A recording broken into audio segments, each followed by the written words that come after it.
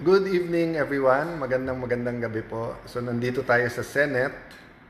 Actually naghihintay ako ng turn ko. So minsan kasi napakabilis, minsan napakabagal. So nagdalawang isip akong mangumusta ngayon kasi mainit ulo ko. Because sobrang daming kapalpakan ng Department of Health and during this time na ang daming problema ng ating bansa, ang daming nawawalan ng pag-asa.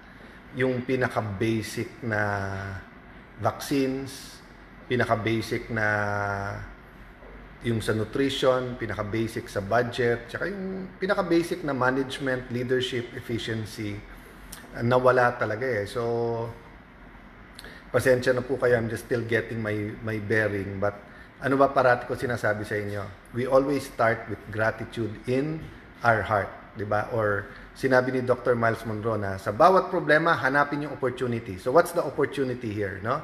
So bati muna ako sa inyong lahat. Melanie Barrera, good evening sa iyo. Kanoy Batigas, Manny Garcia Vidanes, good evening sa inyo. So parati nating sinasabi po, pag gratitude yung nasa heart natin tungo sa Panginoon, maraming magandang mangyayari. We set ourselves up, di ba? Kung sa sports, di ba, sinasabi nila, warm up muna. So, for example, kung ikaw ay pasa ng bola sa basketball or kung ikaw ay pitcher dyan sa baseball, di ba? Or tinignan nyo yung mga team sports, football, volleyball, nakikita mo nag-warm up lahat. Kasi kailangan mo ilagay ang sarili mo sa isang posisyon that you can have the best performance. Or di ba bago tayo mag-pray, madalas sabihin, let us put ourselves, di ba? Or yung we will be in the presence of God, di ba? Kung makikita nyo po, di ba, pagka may mga sine about yung mga reyna o hari, di ba, o kaya even sa court, 'di ba? Pag sinabing dadating si judge, tayo kayo lahat, tahimik, 'di ba? Lalo nga pag reyna at hari, 'di ba? O 'di ba?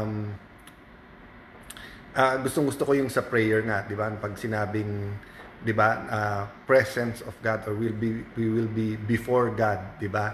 So, ang point ko po doon is it's not only the physical preparation 'di ba? Syempre sa mundong ito, yan, dadating yung boss mo, nandun ka sa harap ng gate o nandun ka sa opisina mo, nakatayo, nakaayos, may reception kayo, may bisita ka, ikaw yung nandyan. So, having said that, di ba, it's internal eh. When we fix ourselves na yung ating puso nandun sa pagpapasalamat. Paul Garcia, thank you. Magandang gabi sa iyo. Jean Andy Cab, Joyous Mori, sana po mabigyan ng hustisya ang Pilipinas at mawala ang mga tao dudulok ng kasamaan lalo na nasa palasyo, no? So at iba't ibang palasyo. Good evening, Diyos maray na Banggi sa Indogabos, sa mga taga-Bato, Camarines Sur. Yan. So guys, when we have gratitude in our heart, talagang sorry halos everyday sinasabi natin to kasi lalo dun sa mga bago pa lang kakasama natin dito sa CIA 365 sa daily vlog natin, no? Thank you, Joe Ortega. Ingat ka rin parati. So guys, ang natin is hope or pag-asa. So ililink ko nga sa gratitude, di ba? Usually when we talk about hope and we talk about hopelessness, no? So we're talking about problems, challenges, life-threatening challenges, life or death situations, di ba? Yung mga may sakit, yung mga it's more sa hopelessness, 'di ba? Kasi pag hopeful, pwede ding positive eh, 'di ba? Parang halimbawa yung mag-exam ka sa college o kaya sasali ka sa isang contest, sa sports, sa isang tournament. So doon mas positive yung pagiging hopeful. May liligawan ka, magpro-propose ka, 'yon, mas pag pinag-usapan natin doon hope doon eh. You're very hopeful, 'di ba? But usually when you say pag-asa, may pag-asa ba? Sometimes yun nga, yung alam mo, sinabi sa best friend mo, talagang gustong-gusto ko siya.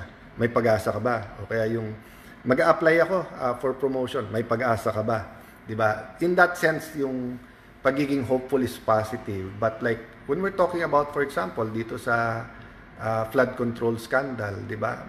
Makukulong ba yung mga dapat makulong? Mababalik ba yung pera? May pag-asa ba yung Pilipinas? Meaning yung vicious cycle natin na pabalik-balik lang, di ba? When we talk, yun yung context when we talk about pag-asa and hope. That's why nga, ang parati ko sinasabi, di ba, na parati tayong dapat may starting point. Pag nagme-measure ka, kailangan meron kang standard. Yung isang barko, di ba, yung pag nag-anchor ka. So, ulit-ulitin ko, dapat naka-anchor tayo, yung pundasyon natin, yung starting point natin, salita ng Diyos, di ba? Why? Because people are unpredictable, di ba? I can be very kind today, I can be mainit ulo tomorrow. Even people who maaasahan mo yung salita niya, yung word niya, can sometimes, hindi naman magsinungaling, pero can sometimes not deliver, di ba? Pero ang Panginoon at lahat ng promises niya, hindi nagbabago yan. Yesterday, today, tomorrow. And because hindi nagbabago, because He is who He is, He does what He say, pwede natin panghawakan yan. Kaya when you talk about hope, hindi pwedeng hindi mo pag-usapan ang pundasyon mo. Diba? Do you put your hope in people? Do you put your hope in in money? Do you put your hope sa sarili mong talino? So sabihin ng iba, bakit mo sinasabing you can put your hope in God's Word? Kasi pag principles, di ba, parang sinabi mo, kung anong itatanim, yan ang aanihin mo. So syempre, hindi ka naman pwede magtanim ng mangga, tapos saging ang tutubo. Di ba? So yung salita ng Panginoon, hindi nagbabago yon. But for example, kung ano itanim mo, yan ang aanihin mo. Hindi naman sinasabi kasi na pag nagtanim ka, siguradong tutubo. But, if you follow the principle na good soil, good seed, good environment, tutubo yan. Diba? So, sometimes kasi nanghuhula tayo, so hindi yun ang basis of hope. Diba?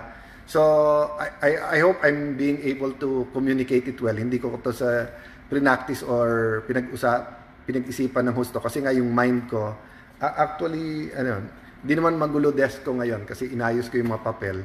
Kasi in a few minutes, I have to go to the session hall. Kung may time kayo, manood din kayo kasi nga napakabigat ng mga issues to sa stunting, PhilHealth, nutrition, kakulangan ng health centers, primary health care, di ba?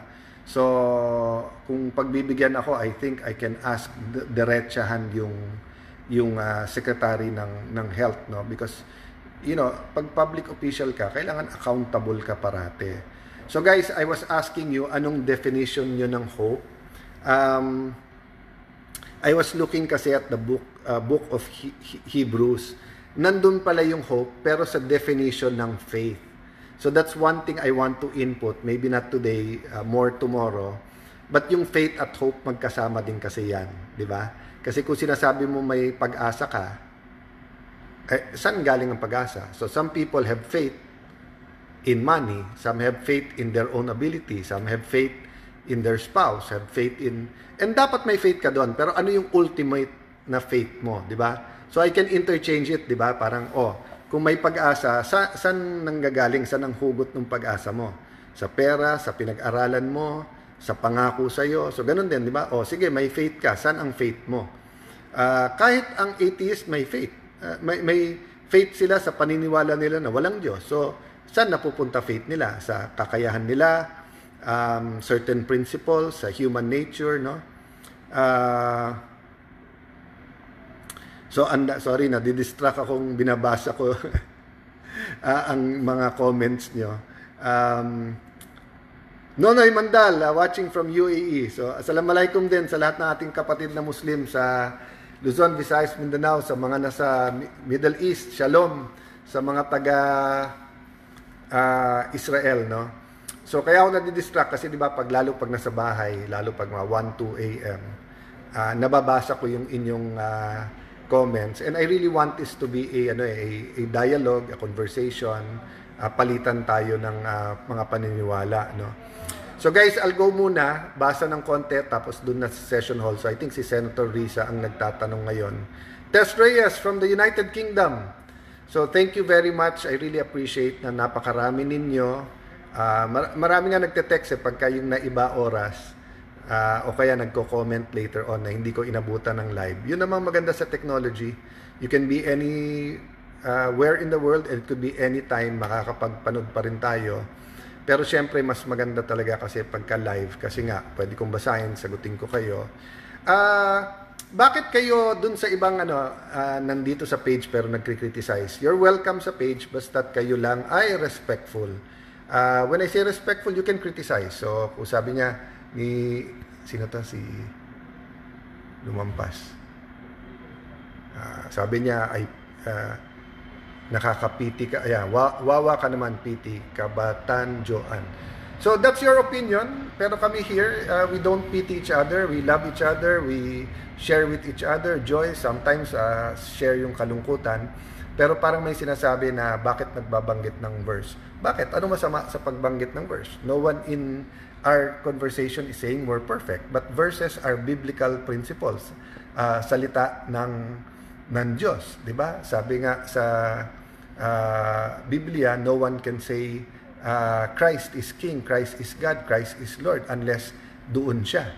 So yes, even the devil can quote the Bible, but the devil doesn't recognize the Lord Jesus Christ as a Lord and God. And having said that, even when you are a Christian or anuman ang religion mo, you're still human, so may mga imperfections ka. Kaya nga sabi sa Bible, he who began the good work in you will be faithful to complete it. So lahat po tayo hindi pa kompleto. Hindi pa tayo finished product. Work in progress po tayo. Annalyn Ocampo, Beng Chu, Hope, nandiyan. Babasahin ko pa naman kung ano ibig sabihin ng hope sa kanya. Attorney Ben Usman Komadug, watching from Marawi City. Ayun. So for example, Attorney Ben, siguro kung taga Marawi ako, galit talaga ako kasi ang bagal ng rehabilitation, maraming area, walang internet, hindi pa bayad yung mga lupa. Pero saan natin binubunot yung ating hope? Di ba? Minsan, sinungaling na ng sinungaling sa atin yung isang tao, may hope pa rin tayo. Suelto Jessica Montecalvo, hope for me is I put my trust in God and I hope that God working in a mysterious way, that's my hope. Ayan. So yun naman, Jessica, agree tayo dyan, yung pag-asa sa Panginoon, di ba? So having said that, we'll talk about biblical principles, we'll talk about religious belief sa hope, pero lagyan natin ng application, di ba? So kasi minsan sinasabi, sa Diyos ang awa, sa taong gawa. That's partially true kasi minsan hindi kaya ng tao kahit anong gawin mo. So Diyos. Pero totoo din naman na dasal ka ng dasal na sana magkatrabaho ko. Hindi ka naman nag-a-apply ng trabaho. Hindi tulog-tulog ka naman, di ba? So, let's talk about the practical side then. So, good night in the sense na punta muna ako sa session hall, but I'll try to catch you pa rin later. Thank you very much, everyone. God bless you.